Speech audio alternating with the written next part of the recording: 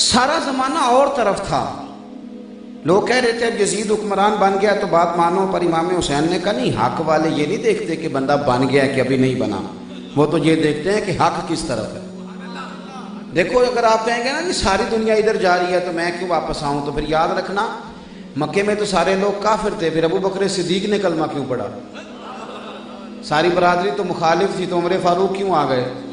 آپ کا کیا خیال ہے کہ لوگوں نے پھولوں کے ہار ڈالے تھے عثمان غنی کے گلے میں جب کلمہ پڑھا تھا؟ تو کیا مولا علی شیر خدا کو لوگوں نے پھولوں کی پتیاں پھینکی تھی؟ سارا علاقہ آج یورپ میں رہنے والے کہہ دیتے ہیں مسلمان کے نیکی کرنا بڑا مشکل ہے جی، دائیں بائیں کفر ہے. تو مجھے بتاؤ مولا علی کے دائیں بائیں سارا اسلام تھا؟ حضرت بلال کے آگے پیچھے سارے مسلمان رہتے تھے. انہوں نے حق پر استقامت کی تو دائیں بائیں دیکھ کے نہیں کی. جو دائیں بائیں دیکھیں وہ کچے رہ جاتے ہیں، اور جو دائیں بائیں نہ دیکھیں صرف سیدھا گنبد خضرا کی طرف دیکھیں وہ لوگ پکے رہ جاتے ہیں. ہم تو دائیں بائیں دیکھ کے چلتے ہیں، فلانا چلتا ہے تو ٹھیک ہے، نہیں چلتا تو نہ چلے. یہ کیا بات ہے؟ حضرت امام حسین جب جا رہے تھے کربلا کی جانب تو فرزق ایک شاعر گزرا ہے، بڑا محب اہل بیت تھا، بڑا بہترین قصیدہ لکھتا تھا. قصیدہ لکھنے والے لوگ بڑے پیسے کماتے ہیں، پتہ ہے آپ کو کہ نہیں؟ ان ساڑھے زمانے جتنے پڑھنے والے بڑے کمانے نے تو لکھنا لیندہ ان کی دسی ہے نا جی. ہاں ہمارے یہاں تو موج بن جاتی ہے، کوئی موسم آئے صحیح، ہمیں کیا لگے کہ امام حسین کیا کہہ گئے. سانو تو اتنا پتہ ہے کہ محرم آ گئے نے تو محفلاں شروع، ربیع الاول آ گئی تھے محفلاں شروع. ہمیں نہیں پتہ مبادیات دین کا ضرور، ہمیں کیا لگے اس سے. ہمیں تو اتنا پتہ ہے کہ اوہو میں نے حضور کے نام کی محفل سجانی ہے. بھئی اس میں آپ کو تھوڑا سا اگر سرکار سے محبت ہے تو حضور کی تعلیمات کی طرف بھی آپ کی توجہ ہونی چاہیے. تو فرزق بڑا محب اہل بیت اور بڑا اعلیٰ قصیدہ لکھتا تھا. تو وہ امام زین العابدین رضی اللہ تعالیٰ عنہ طواف کے لیے آئے تو عبد الملک بن مروان بھی طواف کے لیے آیا. اب وہ حکمران تھا، امام زین العابدین وہ پہلے طواف کر رہا تھا بیت اللہ شریف کا. تو امام زین العابدین داخل ہوئے تو لوگوں نے نا، اب فرزق کبھی کبھی وہ بھی بلاتا تھا کہ چلو شاید میرے لیے بھی کوئی قصیدہ کہہ دے. بادشاہوں کو بھی تو بڑا شوق ہوتا ہے نا، آپ کو پتہ ہے ہمارے ملک میں جو اچھی قصیدہ خوانی کرے اسے اچھی وزارت ملتی ہے. تو یہ شروع سے چلا آ رہا ہے. تو اس نے کہا شاید یہ شاعر میرے بارے میں بھی کوئی بات، یہ بھی ساتھ تھا. امام زین العابدین آئے تو لوگوں نے رستہ چھوڑ دیا. تو عبد الملک بن مروان کو بڑا غصہ آیا، کہنے لگا یہ زین العابدین کے لیے رستہ چھوڑتے ہیں، میرے لیے کیوں نہیں چھوڑتے؟ میں بادشاہ ہوں، یہ پیچھے پیچھے ہٹ رہے ہیں. تو فرزق مسکرایا اور مسکرا کے کہنے لگا بادشاہ ان کو تو منع کر لے گا تو حجر اسود کا کیا کرے گا؟ کیا مطلب؟ آپ فرمانے لگے جدھر جدھر زین العابدین گھومتے ہیں حجر اسود بھی ادھر ہی ادھر گھومتا چلا جاتا ہے. بندوں کا تو کچھ کر لے گا تو ان کا کیا کرے گا، جن کا خانہ کعبہ بھی ادب کرتا ہے تو ان کا کیا کرے گا؟ تو اس نے کہا کہ تو بڑا ان کا محب ہے. تو فرزق نے وہاں کھڑے کھڑے 100 شعر سنایا امام زین العابدین کی شان میں. اب تو پھول ملتے ہیں نا، تو اس کو قید ملی تھی، اب تو نوٹ لگتے ہیں نا، اس کو ہاتھ کڑی لگی تھی. امام زین العابدین کا قصیدہ پڑھا، ہاتھ کڑی لگی، جیل میں ڈال دیا. تو امام زین العابدین رضی اللہ تعالیٰ عنہ نے نا 200 دینار بھیجا جیل میں کہ تو جیل چلا گیا تو تیرے بچوں کا کیا بنے گا. جب بھیجا تو فرزق رو پڑا، کہنے لگا سونیا ساری زندگی قصیدے لکھ کے مال کمایا ہے، پر تیرا قصیدہ مال کمانے کے لیے نہیں، محمد عربی کی رضا پانے کے لیے لکھا ہے، یہ پیسوں کے لیے تھوڑی لکھا ہے. میں کہا کرتا ہوں کہ چلو کوئی ایک آدھ محفل نعت رضا الہی کے لیے بھی صحیح، کوئی ایک آدھ ہونی چاہیے کہ نہیں ہونی چاہیے. کوئی بڑا نعت خواں ایک آدھ محفل نعت مفت پڑھ دے کہ چلو اللہ رسول کو بھی تو راضی کرنا ہے نا. تسی نہیں ہاں نہ کر دیتے انہیں کدو کرنی ہے. تسی دھیان دیو خیر صلی جیڈا مہنگا ہوئے اوٹا اسٹیٹس بڑا ہوتا ہے. اللہ آپ کو خوش رکھے. میرے عزیز امام حسین جا رہے تھے، فرزق سامنے سے آ رہا تھا. تو امام زین العابدین امام حسین رضی اللہ تعالیٰ عنہ کو مل گیا رستے میں، کوفے سے وہ آ رہا تھا. تو امام حسین فرمانے لگے فرزق حالات کس طرح کے ہیں؟ کہنے لگے حضور میں نے بڑے بڑے لشکر دیکھے ہیں، پر جتنا بڑا لشکر آپ کے خلاف تیار ہو رہا ہے نا، اتنا بڑا لشکر میں نے کبھی نہیں دیکھا.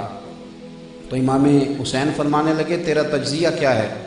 تو فرزق کہنے لگا آپ نے اس بندے سے سوال پوچھا ہے جو باخبر آدمی ہے، بے خبر نہیں. میں باخبر ہوں کوفے کے حالات سے. تیرا تجزیہ کیا ہے؟ کہنے لگا حضور میرا تجزیہ یہ ہے، سننا ذرا تجزیہ. فرزق کہنے لگا حضور میرا تجزیہ یہ ہے کہ لوگوں کے دل آپ کے ساتھ ہیں لیکن تلواریں یزید کے ساتھ ہیں۔ اللہ کرے آپ کو سمجھ آئے میری بات۔ کہنے لگا حضور دل لوگوں کے آپ کے ساتھ ہیں پر تلواریں یزید کے ساتھ ہیں، تلواریں ادھر ہیں۔ تو امام حسین رضی اللہ تعالیٰ عنہ نے جب یہ بات سنی تو کہنے لگے اللہ تیرا شکر ہے، اللہ تیرا شکر ہے کہ لوگ اپنے دل سے سمجھتے ہیں کہ حسین ابن علی حق پہ ہیں، تو فرمانے لگے تو تلواروں کو چھوڑ، تلواریں مڑ بھی جایا کرتی ہیں، ٹیڑھی بھی ہو جایا کرتی ہیں، تلواریں کبھی کسی پر اٹھتی ہیں تو پھر اس کے مخالف پر بھی اٹھ جاتی ہیں، تو دعا کر رب کریم امت کے دلوں کو سیدھا رکھے۔ کہا حضور آپ واپس جائیے، فرمایا نہیں اب تو وعدہ کر لیا ہے، اب تو ادھر ہی جانا ہے۔ امام حسین نے نا اپنی زندگی میں استقامت دکھائی۔ چوتھی بات سنیے، بچے آدمی کو بڑا بلیک میل کر دیتے ہیں، بچے بلیک میل کرتے ہیں، ہاں آج بھی کرتے ہیں، بڑا کچھ ان کی خاطر کرنا پڑتا ہے۔ بڑے بڑے دلیر لوگ ہم نے، اور خود رسول کریم علیہ السلام نے فرمایا کہ اولاد آدمی کو کمزور کر دیتی ہے، اور پھر بچے ہوں بندے کے بے آب و گیا صحرا کے اندر، اور بیٹیوں کا ساتھ ہو، اور جو دشمن ہے وہ صرف دشمن نہ ہو کمینہ بھی ہو۔ کچھ دشمن ہوتے ہیں تو وہ دشمنی بھی کسی طور طریقے سے کرتے ہیں، پر کچھ دشمن ہوتے ہیں ساتھ کمینے بھی ہوتے ہیں، دشمن بھی ہو اور کمینہ بھی ہو۔ یہ کمینہ کوئی یہ درویشوں کا لفظ ہے اس لیے کہہ رہا ہوں، درویش کمینہ استعمال کرتے ہیں، نویں نویں نہ یار بنائیے، چلو شکر ہے تو ہم دلیل دے لبی نہ، یعنی درویش اس لفظ کو، یہ درویشوں کا جملہ ہے کہ وہ کچھ لوگوں کو کمینہ کہتے ہیں۔ تو اے نویں نویں یار بنانے والے نے بھی آخیا میاں صاحب نے، تو یہ تو ہلکی سی بات ہے نا، نیا نیا یار بنانا، اس کو کمینہ کہہ دیا تو جو امام حسین کے مقابلے میں آئے کوئی چھوٹا کمینہ ہے، وہ تو بہت بڑا کمینہ ہے۔